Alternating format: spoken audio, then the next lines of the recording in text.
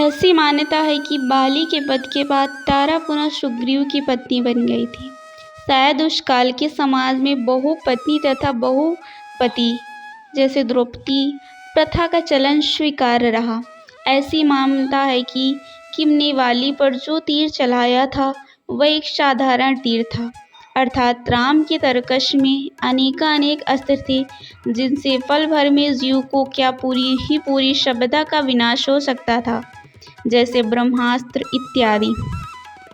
लेकिन मर्यादा पुरुषोत्तम राम, जो कि विष्णु का अवतार थे और सर्वज्ञाता भी थे, एक साधारण सा ही तीर इसलिए चलाया था क्योंकि बाली की तुरंत मृत्यु न हो और मरने से पहले उसे अपने प्रश्नों का उत्तर भली भांति प्राप्त हो जाए, ताकि वह शांति से प्राण त्याग सके और मरने से पहले वह स्वजनों से भली भांति मिल सके।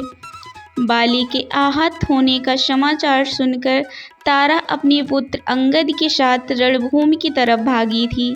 रास्ते में उसे रण से भागते हुए वानर मिले थे, जिन्होंने उसे सलाह दी थी कि अंगद को लेकर वापस किष्किंधा जाकर अंगद का राज्याभिषेक कर दे और राम के प्रकोप से बच जाए।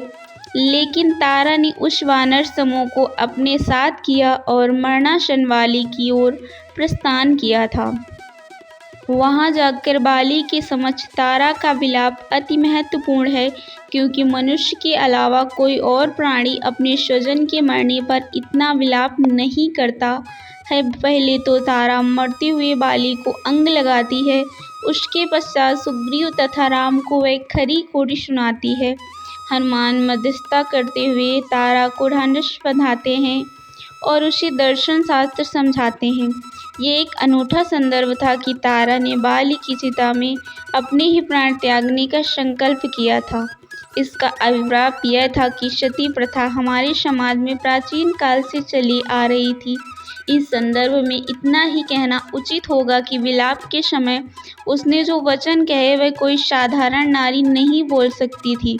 उसको राजनीति तथा कूटनीति का अच्छा ज्ञान था और इसी वजह से वानरों के कहने के बावजूद उसने अंगद का राज्याभिषेक न कराकर सुग्रीव को ही राजा मनोनीत किया था। अपने पुत्र पर कोई आँच न आने पाए, इस कारण उसने सुग्रीव को अपना स्वामी स्वीकार कर लिया था। बाली के वध के पश्चात तारा ने यही उचित समझा कि सुग्रीव को स्वामी स्वीकार करे, क्योंकि उसने अंगद के हितों की रक्षा भी तो करनी थी।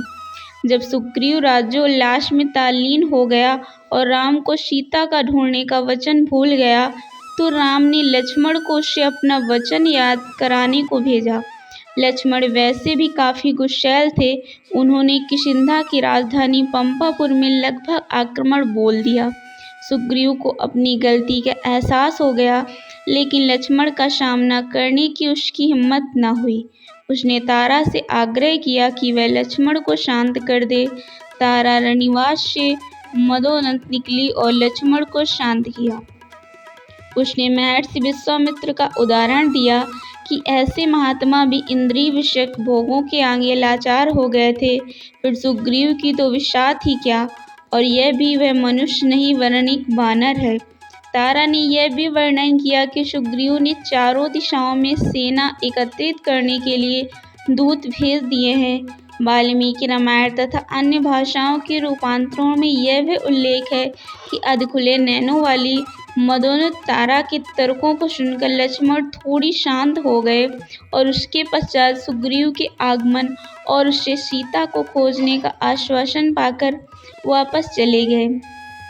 रामायण की कुछ क्षेत्रीय रूपांतरों में यह भी दिखाया गया है कि जिस समय लक्ष्मण ने किष्किंधा की राजधानी के राजमहल के गर्भागृह में क्रोधित होकर प्रवेश किया था, उस समय सुग्रीव के साथ मदिरापान करने वाली उसकी प्रथम पत्नी रूपा नहीं अपितु तारा थी और भोग विलास में वे दोनों तल्लीन थे।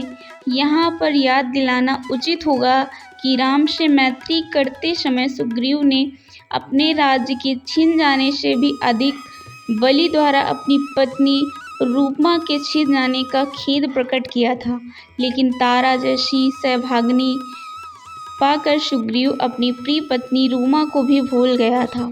अगर मेरे द्वारा दी गई जानकारी पसंद आई हो तो एक लाइक ज़रूर करिएगा और इसके बारे में आपकी क्या राय है कमेंट्स करके ज़रूर बताइएगा। धन्यवाद।